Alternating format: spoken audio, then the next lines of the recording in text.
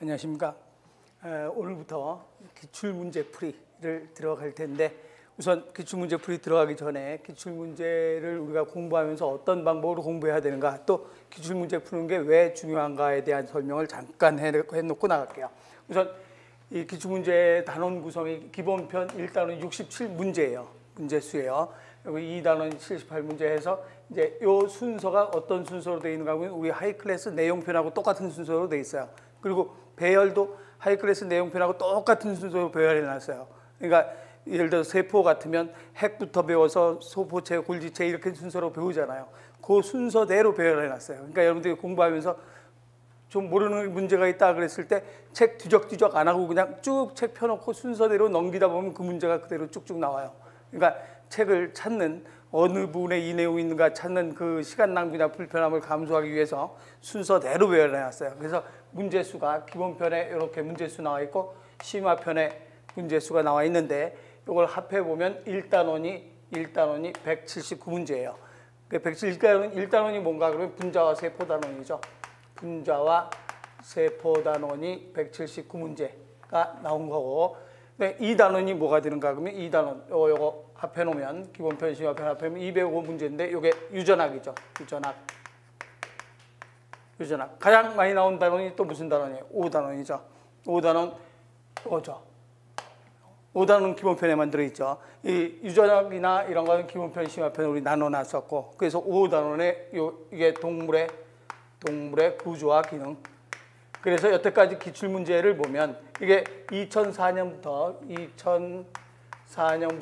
2017년까지 기출문제예요. 그래서 14개년 기출문제 해놓은 건데, 그러면 쭉 보니까 기출문제 14개년 동안 나온 거 보니까 여전히 요 세 단원이 집중적으로 출제가 됐죠. 요 단원 27문제 나온 요 3단원은 진화 생물학이고 4단원이 생물 다양성이죠. 생물 다양성. 이거 6단원이 식물의 구조와 기능이죠. 그리고 7단원이 생태학.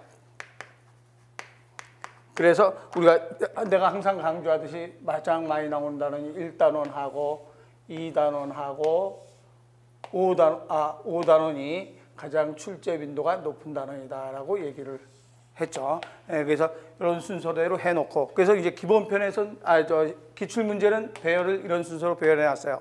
그래서 기출문제 풀고 나서 단원별 문제를 풀거든요. 단원별 문제 풀이할 때는 이 순서로 안 해놓고 1단원은 무조건 묶어서 하나, 1단원. 그래서 이 순서로 해서 단원별 문제 풀이는 묶였어요. 이거하고 묶어서 1단원, 묶어서 2단원 문제 풀이 쭉 나가고, 이제 그 다음에 모의고사 문제 풀이할 때는 이제 이걸 전체적으로 20문제씩 해서 문제 풀이 나갈 거고, 그런 식으로 이제 우리 배워 나갈 거예요. 그래서 이제 이 정도로 문제가 이게 400문항, 이게 356문항 해서 756문항이 돼요. 거의 한 756문항이면 굉장히 문제가 많은 거예요. 많은 거니까 이거 풀면 어느 정도 내용 정리까지 아마 될 거예요. 내가 문제만 풀고 문제 풀고 바로 답 이렇게는 안 해요. 안 하고 그 내용 있으면 꼭 내용 설명을 하고 나가요. 한 시간에 한 20문제에서 많을 때는 25문제 이 정도 풀 거예요, 아마. 한 시간에 막 50문제, 이거는 문제를 푸는 게 아니라 읽는 거예요, 그냥. 그래서 문제를 풀어주는 게 아니라 읽어주는 거고, 나는 한 시간에 20문제 정도밖에 못 나갈 거야. 20문제에서 아주 쉬운 단원, 동물의 구조와 기능에서 쉬운 문제가 나오는 단원은 25문제 정도 나갈 거고, 그런 식으로 이제 배열해 나갈 거고, 이 책에서 구용어는 그대로 수록해 놨어요. 그냥 기출문제 있는 대로 수록해 놨어요. 왜 그런가 하면 여러분들 여태까지 우리 내용편에서는 개정된 용어로만 배웠잖아요. 개정된 용어로 배웠는데 갑자기 구용어로 나왔을 때 여러분들 당황하지 않게 문제는 구용어 있는 그대로, 예를 들면 우리가 신경세포에서 마리집이라고 배우잖아요.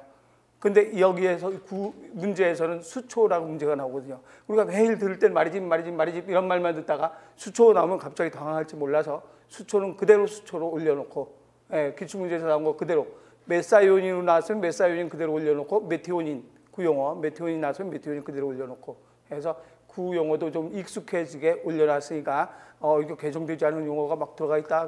그건 구용어 일부러 그렇게 해놓은 거예요. 구용어, 그래서 어느 정도 갑자기 문제 나왔을 때 구용어로 나와도 여러분들 당황하지 않도록 하기 위해서 그렇게 문제를 해놨고, 그 다음에 서울 문제가 오지선다로 나온 문제가 아마 있을 거예요. 문제 보다 보면 그 오지선다로 나온 거는 2014년까지 서울시 문제예요. 2015년부터는 서울시가 사지선다로 바뀌었어요. 그래서 이따 다른데 경기나 지방직은 다 사지선다인데 특이하게 오지선다로 되어 있는 문제가 있다. 이거 뭔가 그러면 2014년까지 서울시 문제는 오지선다로 되어 있어요. 그러니까 그렇게 알고서 문제 풀면 되고, 그다음에 이 기출문제를 풀면 항상 기출문제 그대로 기출문제로 출제되는 경우, 기출문제 올해 나왔으니까 내년엔 별로 안 나오겠지 거들떠보지도 않고 그러면 안 돼요. 기출문제가 그대로 나오는 경우도 있어요. 그대로 나오는 경우 정말 있어요. 그래서 여러 가지 있는데 하나만 예를 들어 보면 116쪽 잠깐만 보고 가요. 116쪽에 181번 보면 181번에 이제 여러 개 많지만 하나만 아주 거의 똑같이 나온 문제 하나만 보는 거예요. 181번 보면 다음 중에서 서로 기량작용하는 호르몬끼리 짝지어진 것 해서 이게 답이 칼시토닌하고 부합성선 호르몬 파라토르몬이거든요. 칼슘의 양 증가 감소. 그래서 답이 5번인데 그게 언제 거냐면 2010년 서울에서 나온 거예요. 그런데 182번 보니까 기량작용 관계에 있는 것 2012년 서울이죠. 2년 만에 나왔는데 선택지에 5번 보기까지 선택지까지 똑같이 나왔죠. 부합성선 호르몬 칼시토닌 이렇게 해서 문제가 출제가 됐죠. 그래서 똑같은 문제가 그대로 출제될 수도 있으니까 기출문제 한 번 나왔다 그러면 이거 안 나오는 거 아닌가? 아니에요. 바로 나올 수도 있어요. 몇 년 지나서 나오는 게 아니라 2년 지나서 바로 나왔잖아요. 그래서 그런 경우가 있으니까 기출문제는 한 번 나왔던 문제 안 내는 거 아니에요. 계속 내요. 내니까. 그래서 기출은 기출을 낳는다. 내가 항상 얘기하는 거예요. 그리고 문제가 한 번 나왔다 그러면 한 3년, 4년 본물 터듯이 쫙 터지는 경우가 있어요. 그런 경우가 많이 있으니까 예를 들어서 178쪽 잠깐 볼까요? 178쪽에 제일 위에 106번부터 보면 106번, 107번 이게 2014년도인데 지금 이게 몇 년도 거부터인가요? 2004년부터예요. 2017년까지. 2014년도에 처음 제2전령자가 나왔어요. 제2전령자 알죠? CAMP 이런 거 제2전령자 CGMP 나오는 거. 그게 제2전령자라고 안 나오고 106번에 살짝 비쳤어요. 106번에 CAMP 2번에 선택지 2번에 CAMP G단백질 이렇게 해서 2014년도 경기에서 살짝 비쳤거든요. 그런데 그게 한번 살짝 비추고 나서 이거 제2전령자 나올 것 같은 생각이 든다 해서 나도 집중적으로 강의를 해줬거든요. 그런데 그 밑에 보니까 107번에 2014 바로 경북에서 나왔지요. 그 다음에 108번에 2015년 경기에서 나왔죠. 109번에 2015년 서울에서 나왔는데 좀 지독하게 어렵게 나온 게 109번 문제같이 이렇게 점점 나왔다가 해서 점점 깊어지면서 어렵게 문제가 2014년도에 나왔다가 2014, 2015, 2016까지 2016은 111번이 2016 그래서 2014, 2015, 2016까지 3년 동안 한 번 쭉 10년 동안 이전부터 계속 한 번도 제2전령은 안 나왔었거든요. 그래서 2014년도에 딱 출연하고 나서 그 다음 본물 터지시 계속 나오잖아요. 그런 식으로 해서 문제가 한 번 어떤 문제가 출제가 됐다 그러면 거기에 유행하는 문제가 있어요. 우리가 옷만 유행하는 게 아니라 문제도 유행을 해요.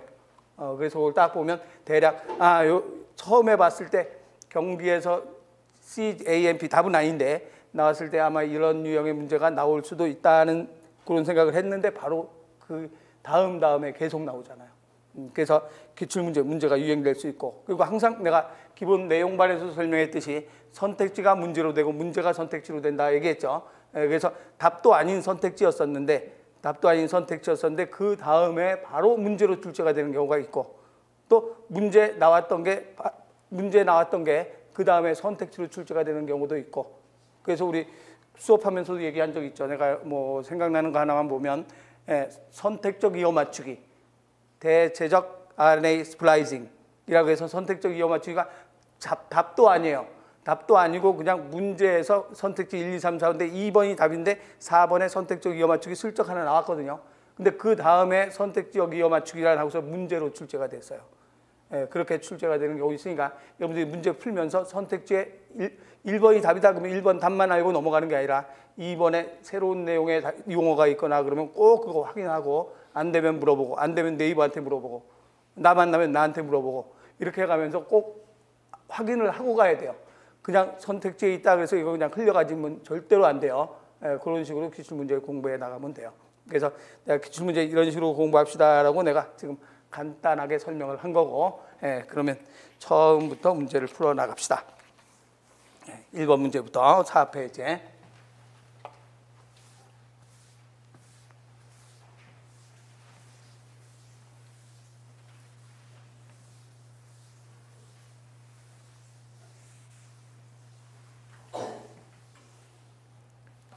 (1번에) 다음 빈칸에 알맞는 것 pH 7 용액은 같은 양의 pH 9 용액보다 뭐와 같다라고 했어요.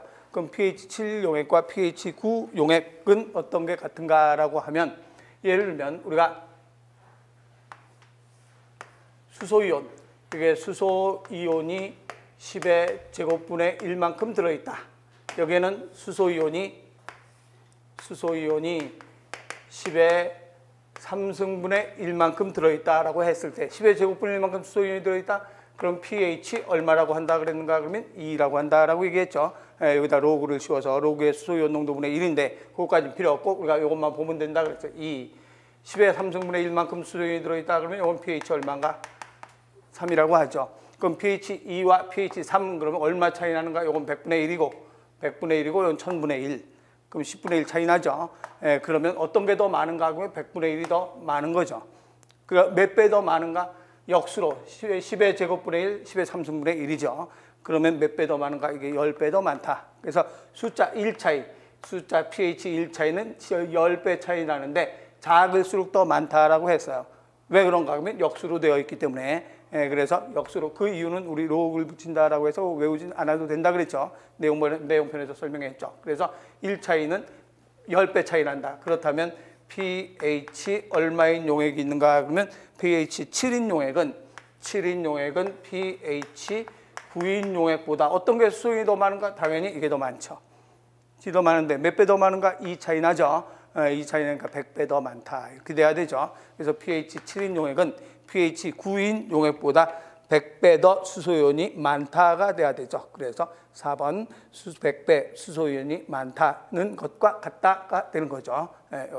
pH에 대한 내용이고, 그래서 우리가 pH는 수소이온 농도와 OH이온 농도의 곱과 같다라고 했죠. 그래서 요거의 곱이 얼마가 돼야 되는가? 10의 14승분의 1이 돼야 된다라고 했어요. 그럼 요게 똑같을 때는 무슨 성이 되는가? 중성이 되겠죠. 그럼 똑같다는 소리는 10의 몇 승인가? 7승. 요게 10의 7승. 그래야 14승분의 1이 되죠. 10의 7승분의 1, 7승분의 1. 그럼 10의 7승분의 1은 pH 얼마가 되는가? 7. 그럼 pH 7은 중성이다라고 얘기했어요. 그래서 10의 7승분의 1이고 10의 7승분의 1이면 pH 7 하면 10의 14승분의 1 되니까 pH 7은 중성이다. 그러면 이게 더 많아지면 무슨 성 쪽으로 가는가? 산성. 그래서 p 10의 6승분의 1, 요게 10의 6승분의 1이다. 그러면 요건 10의 얼마가 되는가? 14가 돼야 되니까 8승분의 1이 돼야 되겠죠. 그럼 요건 pH 6, pH 8이 되죠. 그럼 pH 6이면 더 산성이 된다. 이렇게 얘기하죠. 그래서 항상 요것만 기억해 놓으면 돼요. 요거 곱하기 요거는 10의 4, 14승분의 1만 기억을 해 놓으면, 요것만 기억해 놓고 나면 pH 어떤 게 더 산성인가 중성인가 금방 구별할 수 있죠. 그래서 pH에 대한 얘기고, 2번에 작용기에 대한 설명을 옳지 않은 것은 어떤 것인가? 그러면 작용기 나온 김에 한번 쭉 정리를 하고 나가요.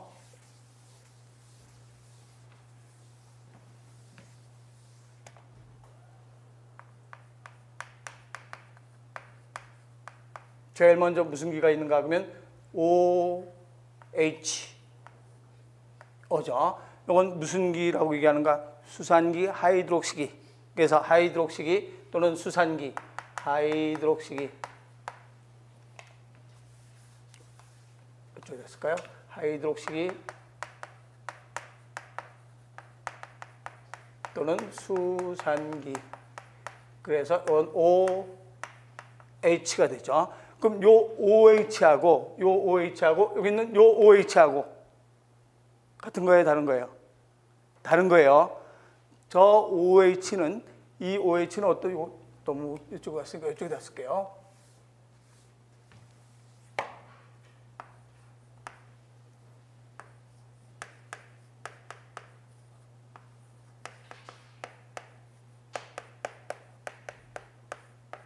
요 OH는 뭐라고 하는가 하면 요건 염기죠, 염기.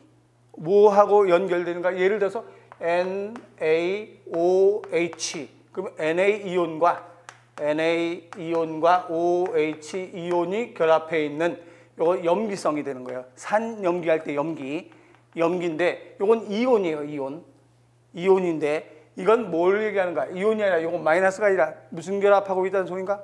공유 결합을 하고 있다는 소리예요. 공유 결합. 그래서 이건 이온이 아니에요. OH인 하이드록식이 유기물로 되어 있는, 예를 들면 C2H5 H 둘, 셋, 넷, 다섯 OH 이렇게 될 수 있죠. 그러면 C2H5OH H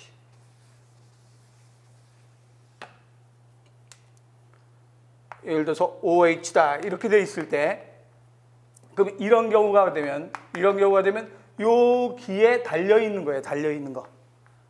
그래서 요거는 뭐라고 하는가? 유기물에 들어 있는 거예요. 그래서 이런 걸 염기라고 얘기하는 거지. 예, 그래서 요 OH하고는 전혀 관계 없는 거예요. 알코올기, 알코올. 그래서 이거의 화합물은 알코올이라고 한다라고 얘기를 하죠. 그래서 잘못하다가 요걸로 생각해서 유기물에 들어 있는 염기이다 그러면 맞아요, 틀려요? 유기 염기이다라고 하면 아니죠. 산 염기는 여기 쓸 이 얘하고 OH-U일 때 이게 염기지. 이거는 그냥 수산기예요. 염기가 아니에요. 염기가 아니고, 그래서 시험 문제 나올 때 이번에 경기에서 나온 문제인데 2013년도에 작용기에 대한 설명을 옳지 않은 것은 어떤 것인가? 1번에 수산기는 유기 염기를 만든다. 염기 아니거든요. 무기물일 땐 산염기할 땐 염기예요. 무기물. 이건 무기물이에요. 무기물이고 유기물에 붙어 있으면 알코올. 화합물 이름이 알코올이에요. 알코올이지 염기가 아니에요. 그래서 이건 염기라고 하면 안 돼. 그래서 여러분들이 이거하고 혼동될 것 같으니까 이렇게 해서 1번 보기 1번 선택지 1번으로 유기염기라고 나왔잖아요. 그럼 얼핏 보면 꼭 맞는 말 같거든요. 그게 답이에요. 틀린 말이에요. 유기염기 아니에요.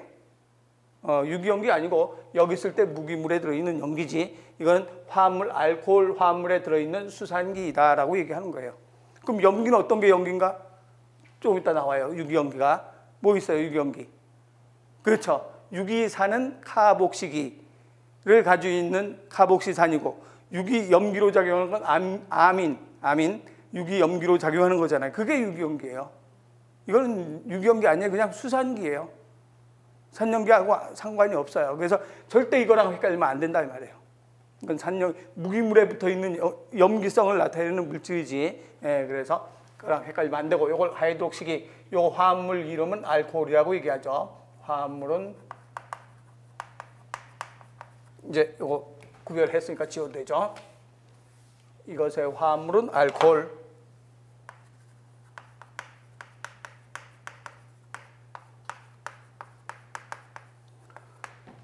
그 다음에 뭐가 있는가 하면 카본일기.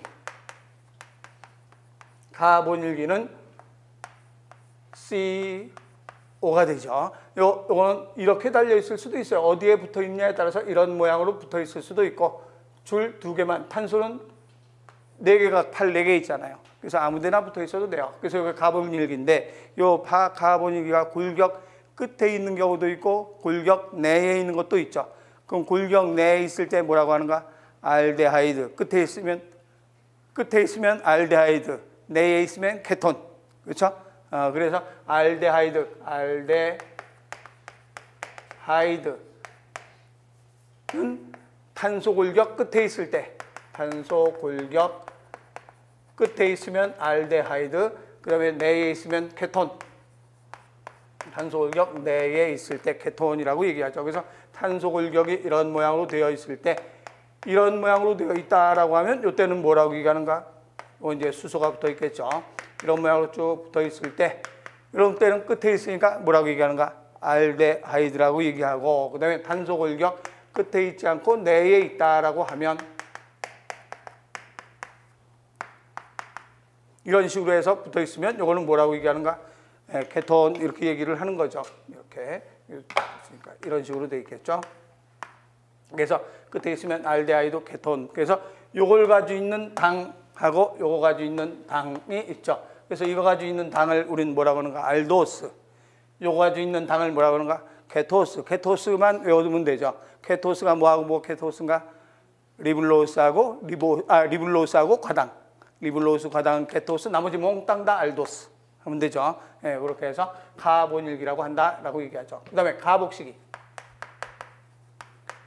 가복식이가 COOH 이런 모양으로 된 거죠. 그래서 COOH 가복식이. 그럼 COOH 가복식이 이것을 우리는 무슨 산이라고 얘기하는가?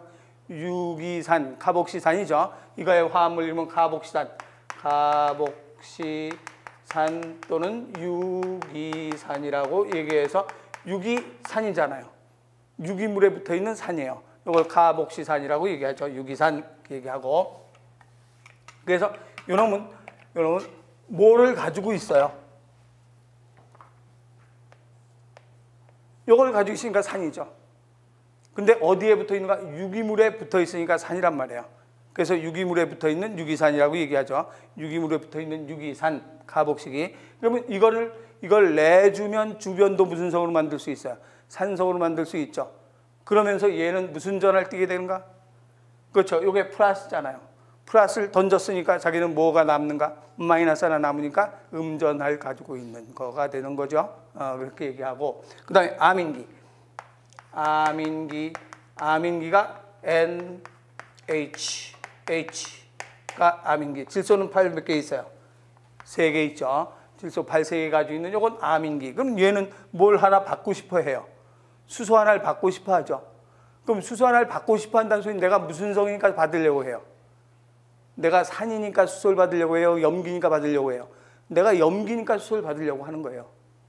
항상 산과 염기가 작용을 해야 H2O 물 되잖아요. 그럼 얘는 이걸 받으려고 하는 놈이에요. 이 놈은 수소를 받으려고 하는 놈이에요. 항상 이거 이제 그러면 내가 이제 이 무기물에서 설명을 했지만 예를 들면 NaOH, KCl 하면 NA가 CL과 만나죠. 그러면 K는 OH하고 만나죠. 그럼 KOH 하면 염기거든요. 그래서 수소를 받으려고 하면 염기라고 얘기해요. 그래서 물이 되는 거죠. 그래서 산과 염기 작용하면 산. 그러니까 이걸로 계산하는 게 더 낫다. NaOH하고 KHCl 이걸로 하는 게 더 낫겠네요. 그럼 NaCl. 그럼 이놈은 뭘 받으려고 하는가? 이걸 받으려고 하죠. 그럼 이놈이 이걸 받으려고 하면 자기가 무슨 성이니까 이걸 받으려고 하는가? 염기니까 수소를 받으려고 하거든요. 산이면 수소하고 못 만나요. HCl 플러스 HCl 이건 결합이 안 돼요. 결합이 안 되죠. 산과 염기가 결합을 해서 중화되는 거죠. 염되는 거죠. 항상 반응은 산과 염기가 반응하는 거지 산끼리 반응하거나 그러진 않아요. 그건 염기와 산이 반응한다. 이건 무기물 예를 들어서 한 거예요. 그러면 얘도 수소를 받을 수 있는 놈이면 염기예요. 수소를 받을 수 있으면. 그럼 주변도 무슨 성을 만들 수 있는가? 수소 걷어들였으니까 염기성 만들고 자기 자신은 무슨 전화가 되는가? 수소를 플러스를 받았으니까 플러스가 되는 거죠. 플러스로 되는 것. 그래서 이 아민기를 얘기하고 그래서 이걸 가지고 있는 게 아미노기죠. 아미노기를 가지고 있는 것을 아민이라고 얘기하죠.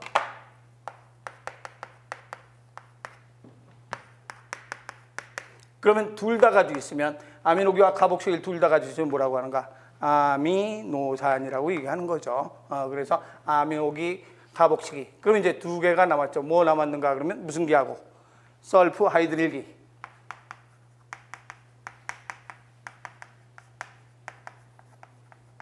SH. 요거 가지고 있는 아미노산 이름이 뭐가 되는가? 시스테인. 황만 가지고 있으면 뭐가 황 가지고 있는가? 메사이온인 시스테인이 황 가지고 있는데 시스테인은 설파이드를 가지고 있는 황 가지고 있는 거고 메사이온은 그냥 S만 가지고 있죠.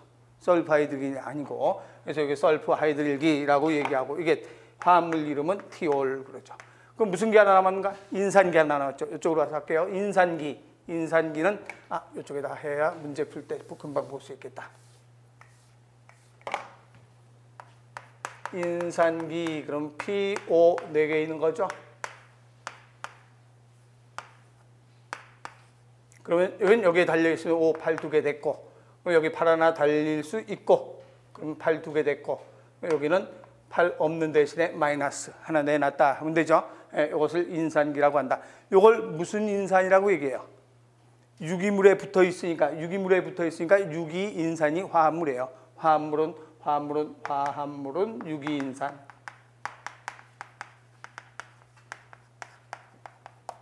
인산이라고 얘기하죠. 그래서 우리가 ATP 그러면 아데노신의 인산이 몇 개 있는 건가?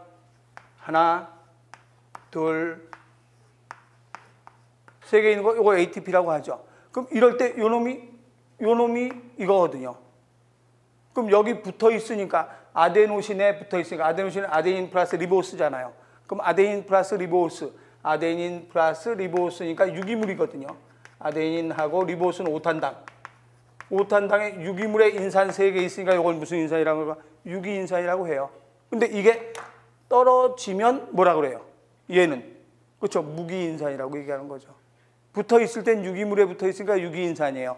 떨어져서 혼자 돌아다닐 땐 무기인산이 돌아다닌다. 이렇게 얘기해요. 하나 떨어지면 무기인산. 그러면 이건 뭐라고 해요? 이거. 그렇지. 피로인산이라고 얘기하면 되는 거죠. 2개 있을 때 피로인산, 하나 떨어져 다니면 무기인산 이렇게 얘기하는 거고, 붙어 있으면 유기인산 하면 되는 거고. 그래서 그렇게 구별하면 돼요. 그러면 2번에 작용기에 대한 설명을 옳지 않은 것은 어떤 것인가? 1번에 수산기는 유기연기다. 절대로 산 연기할 때 OH 마이너스 있는 거하고 헷갈리면 안 된다는 소리예요. 8 달린 OH예요. 유기물에 붙어 있는 유기산이에요. 유기산이 아니라 참 수산기지 유기연기라고 하지 않는다. 그래서 1번이 잘못됐죠. 2번에 가르복실기, 이게 이제 개정된 용어로는 카복시기, 그죠? 그래서 가르복시기는 유기산이죠. 유기산. 아미노기는 유기염기, 그렇죠? 그리고 카본일기는 케톤과 알데하이드를 포함한다. 케톤은 끝에 있으면 알데하이드, 내에 있으면 케톤. 인산기는 만능작용기다. 왜 인산기를 만능작용기라고 얘기할 수 있는가 하면, 인산기는 여기에 붙을 수도 있죠. 또 어디 붙을 수도 있어요. DNA에도 있을 수 있죠. 염기당 인산. RNA에도 붙을 수 있죠. 여기저기서 작용을 하죠. 그래서 DNA, RNA. DNA에서도 벌써 4군데 아데노신 3인산 이렇게 될 수 있잖아요. 구안이 붙으면 구아노신 3인산. 사이토신에 들어있으면 사이티딘 3인산 이렇게 얘기하잖아요. 티민에 들어있으면 티미딘 3인산 이렇게 얘기하는 거고, 그래서 이렇게 여러 가지의 인산이 붙어 있기 때문에 만능작용기다라고 얘기할 수 있죠. 그래서 잘못된 건 1번 돼야 되죠. 다음 3번엔 물의 성질에 대한 설명을 옳지 않은 것은 어떤 것인가? 이 물 몇 년도에 나오기 시작했어요? 2013년도에 나오기 시작했어요. 이게 2004년부터 기출문제라고 했죠. 2013년도에 처음 출연했어요. 처음 2013년도에 출연을 했는데, 그랬는데 그 물 출연하고 난 이후에 계속 4번, 5번, 6번 물 계속 나오죠. 그렇게 한번 딱 출연한 거 계속 출제가 되고 있잖아요. 그래서 이 분자세포의 제일 앞단원이 바로 무슨 화학단원이에요? 생화학단원이거든요. 우리 생물학의 사람이 제일 싫어하는 게 생화학이잖아요. 그래서 생화학단원인데, 생화학이 이전엔 출제 거의 없었어요. 2013년도부터 생화학 출제되기 시작한 거예요. 1번 문제가 2013년도 문제잖아요. 생화학. 단백질에 관한 문제 생화학은 이제 그 전에도 출제가 됐어요. 그런데 이제 이런 물이나 이런 작용기 이런 거에 대한 생화학 문제는 2013년도고, 단백질은 1차 구조, 2차 구조, 이건 거의 뭐 생화학이라고보다 생물에 들어가는 거죠. 그래서 3번에 물 나오기 시작하면서 계속 나왔는데, 이것도 앞으로 또 나올 확률이 많이 높아요. 그래서 계속 연속되고 있어요. 출제가 계속되고 있으니까. 그래서 물 하면 물.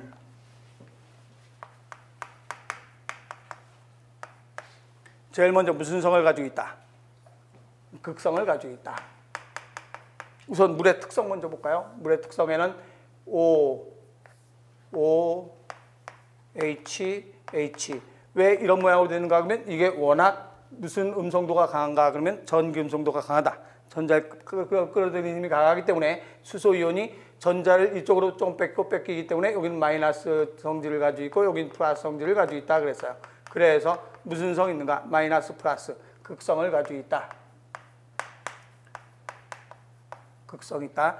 그럼 극성이 있으니까 모두 녹이고 모두 녹이고 플러스도 녹이고 마이너스도 녹일 수 있으니까 다 녹이죠. 그래서 극성이 있다는 소리는 무슨 성이라는 소리나 마찬가지인가? 수용성이다. 이 소리나 마찬가지예요. 그래서 극성이 있다. 비극성, 극성 할 때 극성 하면 수용성이에요. 수용성. 그래서 극성을 가지고 있다. 그래서 극성이 있어서 어떤 작용을 할 수 있는가 하면 용매로 작용한다. 용매로 작용. 용매로 작용하니까 영양소를 녹여서 흡수, 이동을 쉽게 할 수 있다. 그래서 영양소의 흡수와 이동. 영양소의 흡수와 이동을 쉽게 할 수 있다. 물의 특성. 또 물은 물 분자 내에서는 무슨 결합하고 있어요? 공유결합. 물과 물 사이는 수소 결합을 하죠. 요거는 공유죠. 공유결합인데 O, H, H. 요건 공유결합이에요. 이제 극성이 있다는 됐으니까 빼고. 그러면 요거하고 요거 사이는 무슨 결합을 하고 있는가? 그렇죠. 요건 수소 결합을 하고 있는 거죠. 그래서 물 분자 내는 공유결합. 물 분자와 물 분자끼리는 무슨 결합을 하고 있는가? 수소 결합을 하고 있다라고 얘기를 할 수 있는 거죠.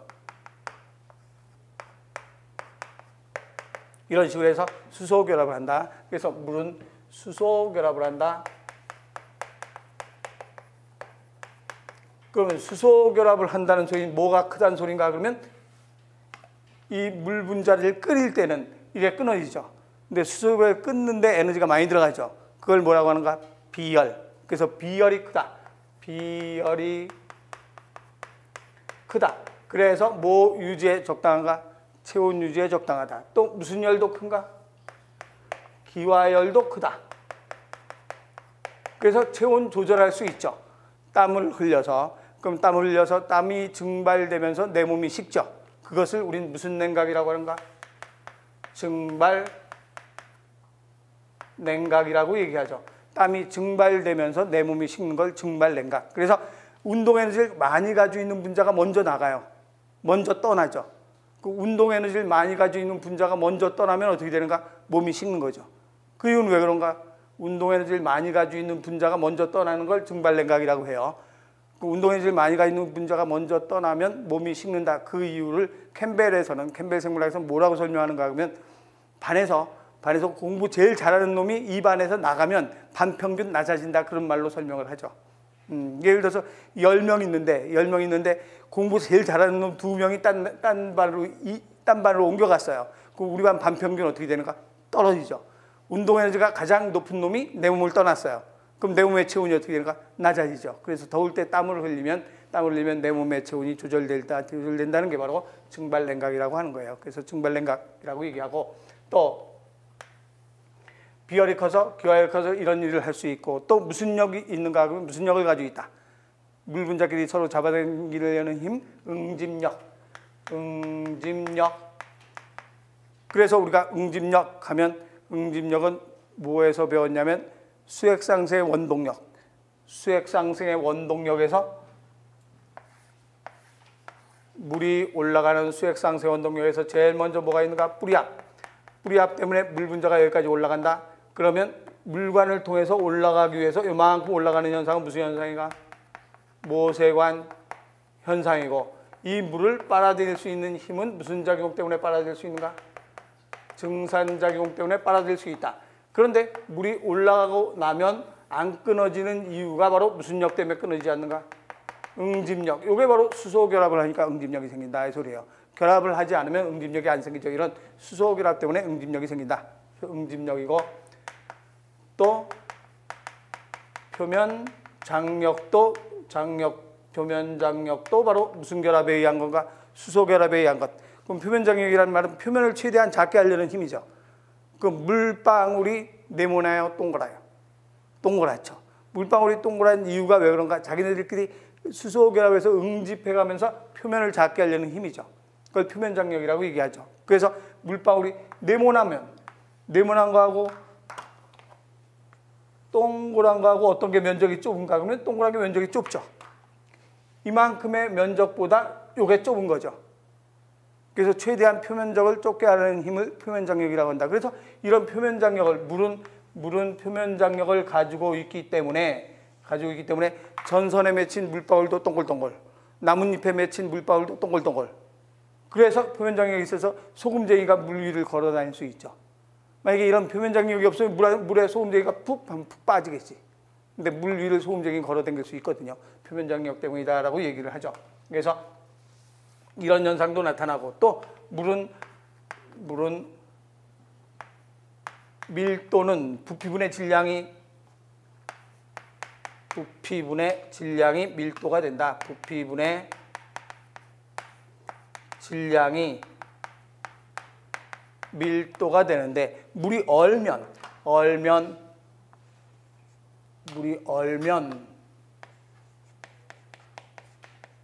다른 거는 얼면 부피가 쪼그라들거든요. 다른 건 얼리면 부피가 쪼그라들어요. 근데 물은 얼리면 부피가 더 커져요.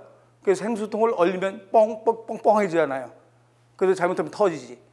그럼 물은 얼면 부피가 커지는 이유는 왜 그런가? 그 이유가 바로 물이 무슨 결합하기 때문인가? 수소결합. 물이 수소결합을 하기 때문에, 이런 식으로 해서 수소결합을 하고 있어서 얼면 어떻게 되냐? 수소결합이 얼리니까 이런 결합이 더 많이 생기죠. 그럼 결합이 많이 생기니까 이만큼 거리가 떨어져 있고, 거리가 생기니까 이만큼 거리가 생기고, 여기서도 이만큼 거리가 생기고, 거리가 생길 거 아니에요.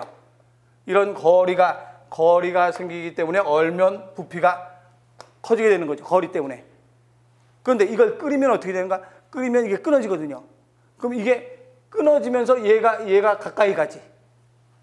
이게 끊어지니까 아까는 물이 얼리면 수소결합이기 때문에 가까이 못 가고 있는데, 이걸 끓이면 딱 끊어지니까 얘가 더 가까이 가죠. 그래서 더 가까이 가고,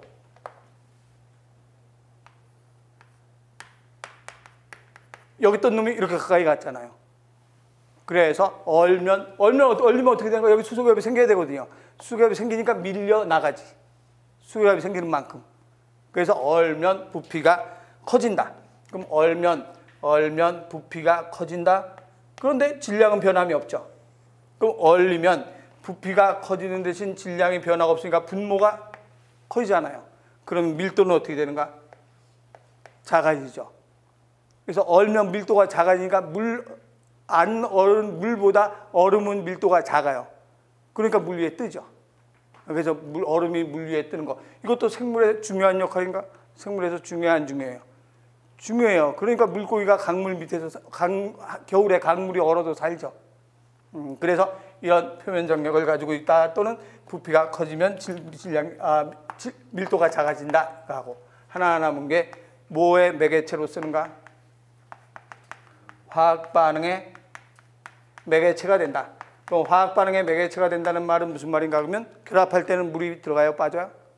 빠지죠. 그래서 무슨 축합이라고 하는가? 탈수축합. 분해될 때는 물이 들어가죠. 가수분해라고 얘기를 하죠. 가수분해. 이렇게 외워두면 되죠. 이게 물의 특성이다라고 얘기를 해요. 그럼 한번 쭉 이제 지금 다 설명했으니까 읽어가면서 가요. 3번에 물의 특징. 물의 성질에 대한 설명을 옳지 않은 것은 어떤 것인가? 그러면 수소는 음전할 띠고 산소는 양전할 띈다. 수소하고 산소 중에서 누가 전기음성도가 큰가? 산소가 전기음성도가 크니까 산소가 전자를 끌어당기죠. 그럼 산소가 무슨 적일 띠게 된가? 마이너스. 수소가 플러스. 그래서 1번이 잘못됐죠. 수소는 양전하, 산소는 음전할 띈다라고 해야 되죠. 그래서 1번이 잘못됐고, 2번에 그러니까 수소는 양전하, 음전할 띈다. 수소가 있는 쪽이 전자를 계속 잡아 끌기 때문에 수소가 있는 쪽이 양전하의 성질을 띠고, 산소가 있는 쪽은 전자를 끌어다니니까 음전하의 성질을 띈다, 이런 뜻이에요. 그래서 1번이 잘못됐고, 2번에 물을 가열하면 수소결합이 끊어진다 그랬죠. 식히면 수소결합이 더 생긴다. 그러면 식히면 수소결합이 더 생긴다는 소리는 부피가 커진다 이 소리죠. 그럼 밀도가 작아진다, 맞는 말이고. 3번에 식물이 물을 끌어올릴 수 있는 원동력 중에 하나는 무슨 역이라고 하는가? 응집력. 4가지 중에서 가장 큰 힘이 무슨 힘이가 되는가? 증산작용은 가장 크죠. 뿌리압, 모세관 현상, 응집력, 증산작용 4가지 힘이죠. 4가지 중에서 가장 강한 힘은 증산작용이다. 그건 뒤에서 이제 배우죠. 그다음에 4번에 물은 극성이 있다. 극성이 있으니까 뭘로 작용하는가? 용매로 작용해서 영양분의 흡수와 이동을 쉽게 한다. 그래서 잘못된 건 1번 내야 되죠. 그다음에 4번은 다음 중에서 물에 대한 설명으로 옳지 않은 것은 어떤 것인가? 그러면 1번에 또 나왔죠. 얼음이 물에 뜨는 이유는 무엇 때문에 물에 뜨는가? 그러면 물 분자가 고체일 때가 액체일 때보다 더 멀리 이동하기 때문이다. 그럼 고체일 때가 액체일 때보다 더 멀리 이동한다. 고체일 땐 왜 멀리 이동하는가? 수소결합이 생겼으니까 멀어지죠. 수소결합이 생긴 만큼 멀어져야 되죠. 근데 수소결합이 끊어지면 어떻게 되는가? 얘가 더 가까워지죠. 끊어지는 순간 더 가까이 가죠. 그래서 물 분자는 고체일 때가 액체일 때보다 더 멀리 이동한다라고 얘기하는 거죠. 무슨 결합 때문인가? 수소 결합 때문에. 그다음 2번에 물의 온도 상승폭은 매우 작은 채로 많은 열을 흡수해서 저장한다. 이 소리가 바로 비열이 높다는 뜻이죠. 그래서 2번은 비열이 높다. 3번은 기화열로 생긴 냉각작용. 이것을 기화 증발 냉각이라고 얘기하죠. 기화열로 생긴 냉각작용을 증발 냉각. 증발 냉각. 그래서 그 밑에다가 기화열로 생긴 냉각작용 줄쳐놓고 증발 냉각. 그 옆에다 땡땡 해놓고 증발 냉각이란 말은 가장 운동 에너지가 큰 분자들이 기체가 되어 떠난다. 가장 운동 에너지가 큰 분자들이 기체가 되어 떠난다. 그것을 증발 냉각이라고 얘기를 하죠. 가장 운동 에너지가 크다. 아까 얘기한 대로 가장 점수가 높은 점수를 받는 학생이 떠난다 이 소리예요. 그러니까 평균 점수가 낮아진다. 그래서 기화열로 냉각은 대량의 에너지를 먼저 증발시키는 물 분자 때문에 나타난다. 맞고 4번에 물은 우리 몸에서 일반적인 용매로 작용한다. 왜 그런가? 극성이 있기 때문에. 4번에 공유결합으로 인한 특별히 높은 표면 장력을 갖는다. 표면 장력을 갖는 건 무슨 결합에 의한 표면 장력인가? 공유결합이 아니라 수소결합 때문에 표면 장력을 갖게 된다. 이렇게 얘기하는 거죠. 그래서 수소결합으로 인하여 특별히 높은 표면 장력을 가진다. 그래서 잘못된 건 5번 잘못됐죠. 5번은 다음 중에서 물에 대한 설명으로 온 것은 어떤 것인가? 그러면 1번에 점성이 높아서 점성이 무슨 뜻인가? 끈적끈적하다 이 소리죠. 물 끈적끈적하지 않죠. 그래서 점성이 높아서 아니고 물 속에 각종 물질의 용매로 작용한다. 점성이 아니고 뭐가 높아서라고 고치면 되는가? 극성. 그렇죠. 극성이 있으니까 용매로 작용하는 거죠. 그래서 극성이 높아서 우리 몸의 각종 물질의 용매로 작용한다. 2번은 비열이 작아서가 아니라 비열이 어때서? 커서. 비열이 크다. 비열이 커서. 틀렸고 3번에 기화열이 높아서 땀을 흘려서 열을 쉽게 식힐 수 있다. 이것도 증발 냉각이라는 소리죠. 그리고 4번에 열전도성. 물이 열전도성이 높아요. 금속이 물 열전도성 높아요. 그렇죠. 금속 같은 거는 바로 뜨거워지죠. 근데 물은 바로 안 뜨거워지죠. 그럼 또 열도 바로 전도가 안 되죠. 바로. 그래서 금속 같은 건 더 뜨겁잖아요. 그래서 열 전도성이 금속 같은 것보다는 훨씬 낮아요. 낮으니까 열이 확산이 빨리 안 되죠. 그래서 열이 빨리 확산되지 않는다. 열 전도성이 낮아서 열이 빨리 확산되지 않는다. 그다음 그래서 맞는 건 3번 내야 되죠. 6번은 다음 주 설명에 해당하는 생체 구성 성분과 가로 안에 들어갈 용어. 그럼 이거에 대한 성분 제일 첫 번째 생명체를 구성하는 성분 중에서 가장 많은 양을 차지한다. 생명체를 구성하는 성분 중에서 가장 많은 양을 차지하는 게 물 맞죠?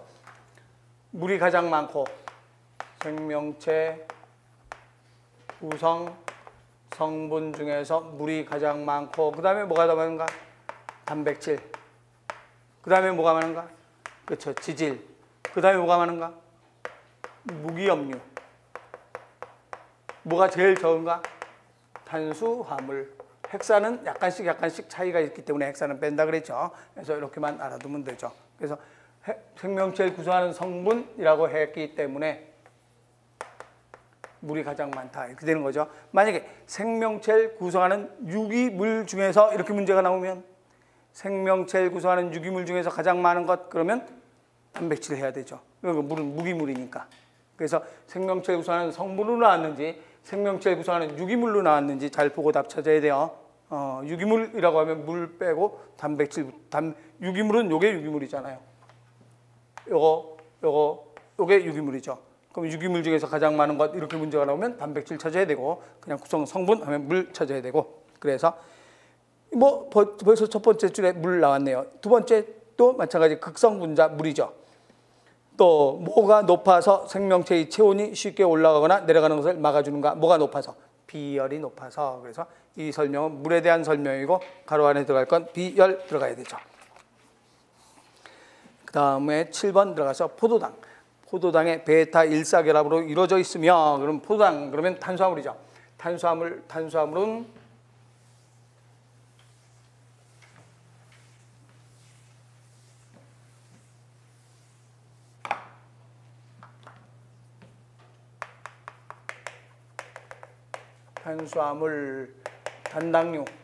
단당류에 뭐 있는가 그러면 3탄당, 5탄당, 6탄당. 그래서 3탄당에 글리세르 뭐예요? 알데하이드. G3P로 나오는 거죠. G3P. 글리세르 알데하이드의 인산색이 있는 것. 세 번째 탄소에 인산이 있는 것. 그래서 G3P. 5탄당에 뭐가 있는가? 리볼로스, 리블로스, 디옥시리보스. 요거하고 요거는 분자식은 똑같아요. 분자식은 똑같은데 무준식만 다른가? 구조식만 다르죠. 뭐가 되는가 하면 요거는 알도스, 요건 케토스니까 구조식이 다른 거죠. 분자식은 C5H10O5인가 똑같아요. 똑같은데 구조식이 다르고 요 놈은 포가 되니까 분자식도 다르고. 6탄당에 포당, 과당, 갈락토스. 근데 요 둘만 뭐라고 했는가? 케토스, 나머지 몽땅 알도스. 그래서 케토스, 알도스 이렇게 해서 한번 다시 외워두고 그다음에 단당류, 이당류. 이당류에는 뭐가 있는가 그러면 설탕, 엿당, 젖당, 설탕. 엿당은 뭐하고 뭐 두 개 결합한 건가? 포당 두 개. 젖당은 포당과 젓가락 그랬죠. 갈락토스. 설탕은 포당과 과당. 이거 다당류. 다당류에는 뭐 있는가 하면 녹말에 뭐하고 뭐가 있는가? 아밀로스하고 아밀로펙틴. 아밀로스, 아밀로펙틴이 있고 이거는 가지가 쳐져 있죠. 가지가 쳐져 있고 이건 가지가 없고. 네, 녹말, 글리코젠, 고젠은 가지가 훨씬 더 많고. 그다음 셀룰로즈, 키틴 이렇게 구별하는데 요 둘이 뭐 결합인가? 알파 1사 결합. 요거는 베타 1사 결합이라고 얘기했고. 그다음에 요놈은 곁가지를 가지고 있다. 그럼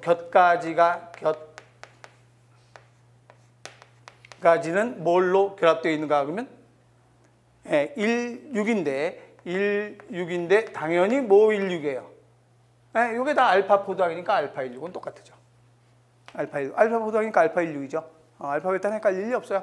이거 딱 나눠서 이건 알파 포도당이 결합된 거고 이건 베타 포도당이 결합한 거니까 여기 무조건 1,6이면 앞에는 알파가 들어가야 돼요. 근데 이거는 격가지가 아니라 사슬로 되어 있다. 사슬로 되어 있는데 무슨 결합하고 있는가? 그렇죠. 3, 6 무슨 결합인가? 이거는 공유결합이 아니고 무슨 결합인가? 수소결합을 하고 있다. 그러니까 사슬, 포당 쭉 있으면 포도당이 포당 쭉 있고 여기에 가지가 쳐서 나온 게 아니라 여기에 사슬이 있다는 소리죠. 사슬로 되어 있는데 이 사슬과 이 사슬 사이에는 3,6 수소결합을 하고 있다는 소리죠. 3,6 수소결합이라고 얘기하고 그다음 키틴은 특징이 뭘 가지고 있는가 그러면 뭘 가지고 있는 작용기? 질소 작용기가 있다. 질소를 함유한 작용기를 가지고 있다. 이렇게 얘기했죠. 그래서 키틴, 질소를 함유한 작용기. 키틴으로 되어 있는 게 뭐 있어요? 키틴 하면 대표적인 게 균류의 세포벽이 키틴이잖아요. 균류의 세포벽은 키틴. 식물의 세포벽은 뭐가 되는가? 셀로즈. 식물의 세포벽, 이건 균류의 세포벽. 그 다음에 세균의 세포벽. 균류는 곰팡이지. 세균의 세포벽이 뭔가 펩티도글리칸. 펩티도글리칸은 당단백질이기 때문에 여기에 포함을 안 시키죠. 그래서 펩티도글리칸. 세포벽 세 가지잖아요. 키틴, 셀룰로즈, 펩티도글리칸. 펩티도글리칸 당단백질이니까 여기 아니고 키틴, 셀룰로즈. 이게 다 세포벽의 성분이에요. 세포벽. 그래서 7번에 포도당이 베타-1사. 그럼 베타-1사 하면 누군가 하면 아래쪽이에요. 아래쪽 두 개. 베타-1사. 그러면 셀룰로즈 함량 키틴 둘 중에 하나죠. 베타-1사니까 셀룰로즈 또는 키틴 둘 중에 하나인데 질소를 포함한 작용기를 가지고 있는 건 뭐가 되는가? 키틴이 되는 거죠. 키틴. 질소를 포함한 작용기를 가지고 있다. 키틴. 그래서 5번에 키틴 답은 5번 돼야 되죠. 키틴에다 써놓으세요. 균류의 세포벽. 그건 뭐 다 알고 있는데 갑자기 키틴 나오면 헷갈릴 수도 있어요. 그래서 키틴 균류의 세포벽. 또 절지동물의 외골격. 곤충 껍데기. 절지동물의 외골격. 균류의 세포벽. 이게 키틴이다. 균류, 곰팡이죠. 곰팡이. 다음 8번은 탄수화물의 당류에 해당되는 탄수화물인 당류에 관한 설명지에 오는 것은 어떤 것이죠? 설탕은 단당류가 아니라 몇 당류가? 2당류고 엿당은 포당과 과당이 아니라 엿당은 뭐 두 개 만난 건가? 포당 두 개 만난 거죠. 2016년도 경기에서 나왔던 문제예요. 포당 만난 게 엿당. 3번에 포당과 과당은 이성질체이다. 포당과 과당은 이성질체이다. 뭐하고 뭐 이성질체인가? 알도스, 케토스. 이성질체이다라고 얘기를 하죠. 그래서 이성질체이다. 그럼 녹말 단량체는 뭐가 결합한 게 녹말인가 하면 포당 결합한 게 녹말이죠. 녹말 단량체, 녹말. 그래서 녹말의 단량체는 포도당이다라고 해야 돼요. 포당, 단량체, 포도당. 9번은 세포의 구성 성분 중에서 탄수화물에 대한 설명이다. 옳은 것을 모두 고르면 그럼 기억번에 전분이 다른 말로 녹말. 그렇죠? 전분은 녹말. 누구의 저장 탄수화물인가? 식물의 저장 탄수화물. 글리코젠 하면 동물의 저장 탄수화물. 셀룰로즈 같은 다당류는 모두 에너지 저장 성분이다. 에너지 저장 성분에 뭐는 안 들어가는가? 셀룰로즈는 안 들어가죠. 셀룰로즈는 분해가 안 되죠. 장애 운동만 활발하게 하지 셀룰로즈를 분해하진 못하죠. 그래서 전분, 글리코젠. 이제 우리 동물, 사람으로 친 거예요. 일부의 초식 동물은 셀룰로즈를 분해하는 동물도 있어요. 있지만 소 같은 경우는 셀룰로즈를 분해할 수도 있지만 동물의 경우는 일반적인 동물들은 우리 사람의 경우는 전분, 글리코젠 두 가지가 에너지 저장 성분이다. 니은번에 오탄당과 유탄당 수용액은 주로 열린 사슬 구조를 취한다. 열린 사슬 구조의 뜻이 무슨 뜻이에요? 열린 사슬 구조. 그렇죠. 이쪽에 와서 볼게요.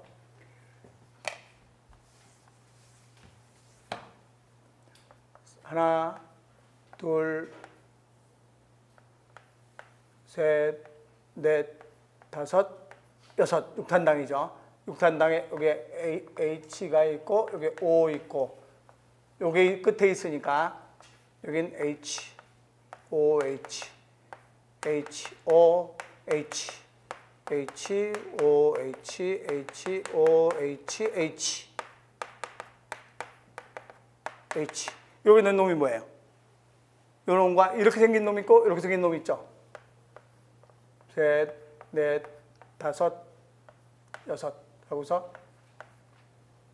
H, OH, O, OH, H, H, OH, HOH, HOH, H. 이 놈은 누구예요? 그렇죠. 이놈은 과당이죠. 내에 있으니까 케토스. 이거는 끝에 있으니까 알도스가 되는 거죠. 그래서 이게 포도당이고 포도당, 과당이에요. 그런데 우리 몸에 있을 땐 이런 상태로 돼 있어요? 안 돼 있어요? 이런 상태로 안 돼 있죠. 그럼 우리 몸에 있는데 어떤 상태로 돼 있는가 하면 탄소가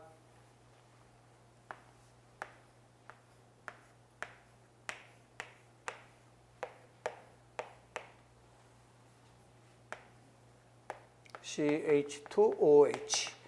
여기는 HOH, HOH. 1번, 2번, 3번, 4번, 5번, 6번이잖아요. 3번만 1번, 2번, 3번. 3번만 바뀌어 있죠. HOH가. 그래서 3번만 여기가 OH, H. 4번은 그대로 H, OH.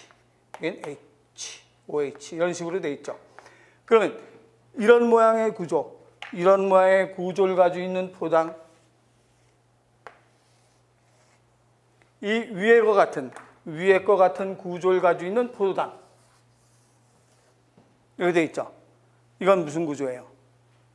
닫힌 구조, 고리형의 닫힌 구조. 이거는 선형의 열린 구조. 선형의 열린 구조, 고리형의 닫힌 구조. 그럼 우리 몸에 있을 땐 이렇게 들어있어요? 이렇게 들어있어요. 이런 모양으로 들어있죠. 그래서 이런 모양의 닫힌 구조를 하고 있다. 이렇게 얘기하는 거지. 그래서 닫힌 구조란다. 열린 구조가 아니라 닫힌 구조다. 그래서 닫힌 구조. 열린 구조는 선형. 열린 구조는 선형. 닫힌 구조는 고리형. 그래서 열린 구조 써놓을까요? 열린 구조는 선형. 이제 과당은 아니까 빼고. 이건 열린 구조. 열린 구조는 선형. 이건 닫힌 구조. 닫힌 구조는 고리형의 구조를 가지고 있다. 이렇게 되는 거죠. 그래서 니은 번도 틀렸고. 뒷번에 단당 중에서 가장 작은 3탄당 글리세롤 알데하이드. 3탄당 글리세롤 알데하이드. 맞죠? 가장 작은 당이죠. 리을 번에 전분, 글리코젠, 셀룰로즈는 모두 포당이 모여서 된 다당류가 된다. 전분, 녹말, 글리코젠, 셀룰로즈, 포당, 알파 포당, 베타 포당이지만 포당이 모여서 돼 있다라고 얘기를 하죠. 그래서 포당이 모여있는 구조이다 얘기할 수 있고. 그래서 맞는 건 디귿번, 리을 번이 돼야 되죠. 나온 김에 하나 보면 옥화당은 지울게요. 이렇게 돼 있는 포당.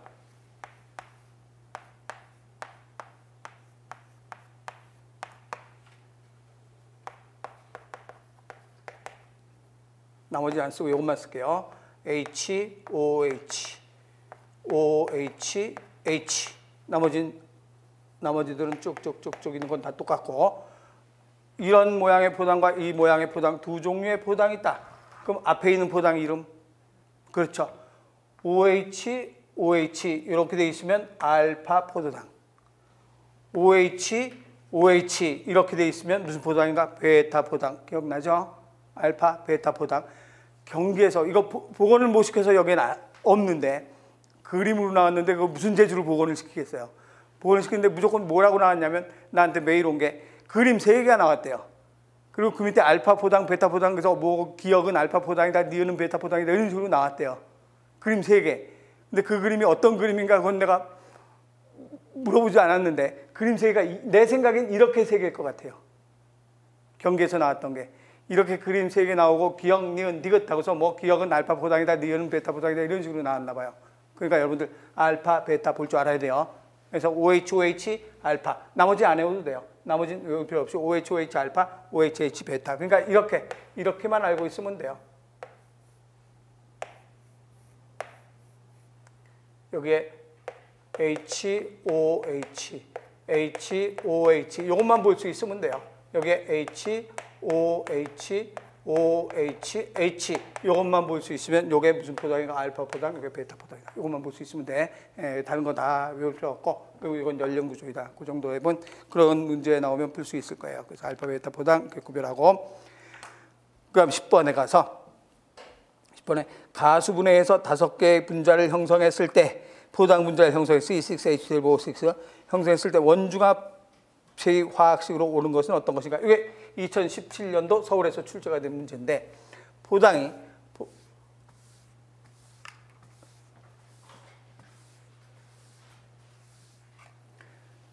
5개의 포당 분자를 생성했다 그랬어요. 그럼 5개의 포도당 분자를 생성했다. 뭐 해서? 가수분해해서 5개의 포당 분자를 생성했다라고 했어요. 그러면 우리가 설명할 때 뭐 했었는가 그러면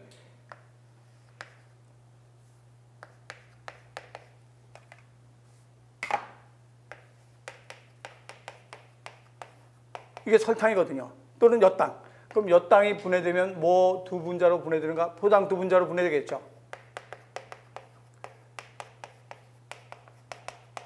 그러면 이럴 때 무슨 분해해야 되는가? 무슨 분해해야 돼요? 가수 분해해야 되죠. 그러면 여기에 22이니까 H가 2개가 들어가야 12, 22 되죠. 24 되죠.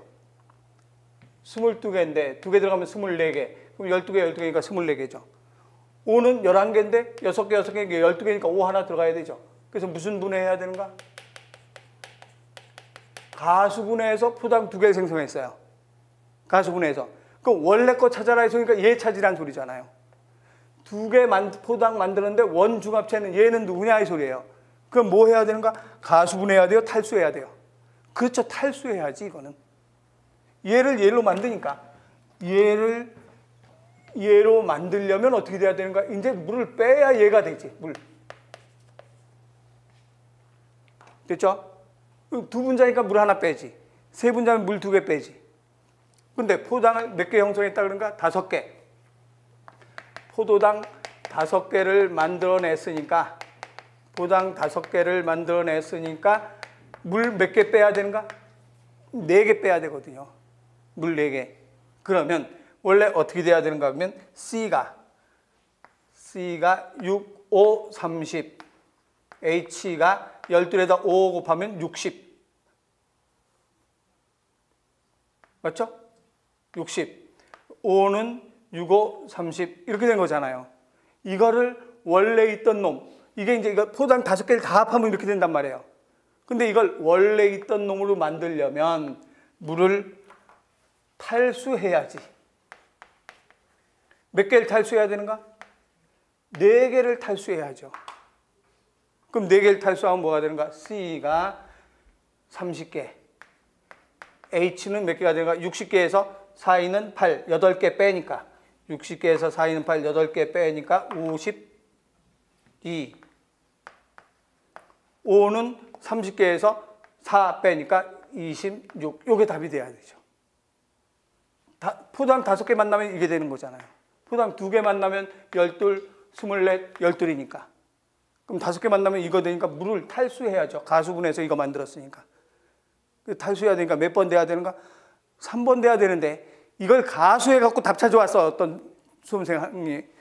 가수하면 안 돼. 가수분해해서 이걸 만들었으면 원중합체는 탈수해야죠. 그래서 가수해서 1번으로 답이 아니냐고 막 물어보고 질문이 들어왔는데 안 돼. 잘 봐야 돼요. 무슨 뜻인지. 그래서 3번 내야 되죠. 그 다음 11번은 지질 금방 하니까 11번까지만 하고 쉬었다 합시다. 다음 중에서 지질에 대한 설명을 옳지 않은 것은 어떤 것인가 그랬어요. 그럼 지질에 대한 옳지 않은 것. 그럼 지질은 에너지 공급원 1g당 얼마 나오는가? 지방. 지질하면 뭐 세 가지가 지질인가?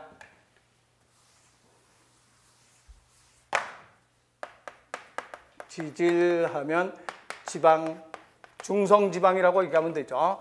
중성지방, 그 다음에 인지질 있고 왁스도 있고 스테로이드가 있죠. 스테로이드가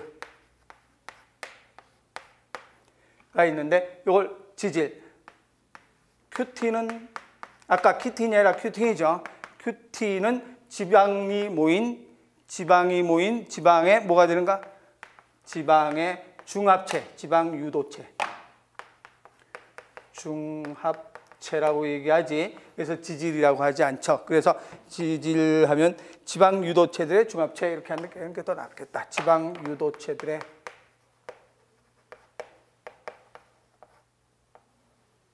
여러 개 모인 중합체 라고 얘기할 수 있다.